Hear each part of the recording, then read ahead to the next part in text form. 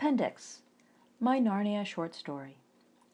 This is a what if short story set after Book 7, The Last Battle, in the Chronicles of Narnia that I wrote in the spring of 1990 when I attached it to the last 2 pages of my last high school research paper. Thankfully, in both technique and art, I've progressed as a writer since then. So here is my little ugly duckling of a story. Return of a Queen. This story isn't much of a story really, but an account of what had happened to the other queen of Cair Paravel. It was several years after the great train disaster, and everyone, especially the grown-ups, were saying how wonderful Susan was taking everything and being very grown-up and all that rot. But as a matter of fact, Susan didn't feel very grown-up. When Susan thought about that great train disaster years ago, she still felt like a little girl, ready to go off blubbing because her parents and her brother and sister were dead. Susan had been trying so hard to act grown-up that she became more and more sick until a kindly old doctor, not those new types of doctors who say that things were all in your mind and talk like rot, but a delightful little doctor with thick spectacles and a badger-like look, told Susan to stay in bed.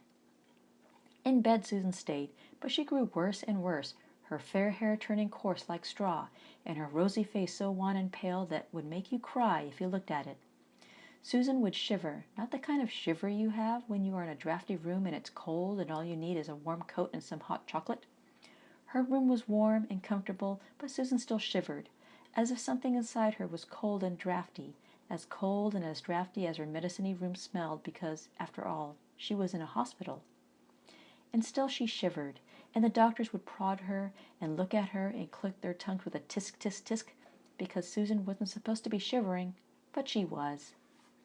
Susan grew weaker and weaker, as if she had been playing hide-and-seek without a rest, but Susan couldn't even talk, much less play. Then she closed her eyes feeling especially heavy like the way yours would feel when you're about to have the greatest, most delicious sleep you ever had. Susan slept, shivering with cold.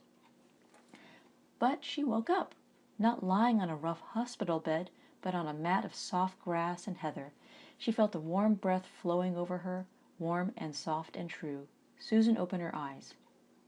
A sea of gold moved by itself, huge, shaggy, and bright, untamed, but good.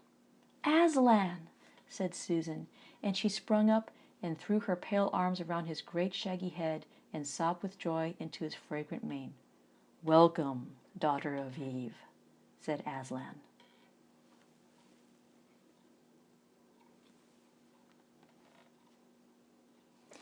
This has been Scaffolds, a childhood memoir of books, written by Rafael F. Ramos, narrated by Rafael F. Ramos.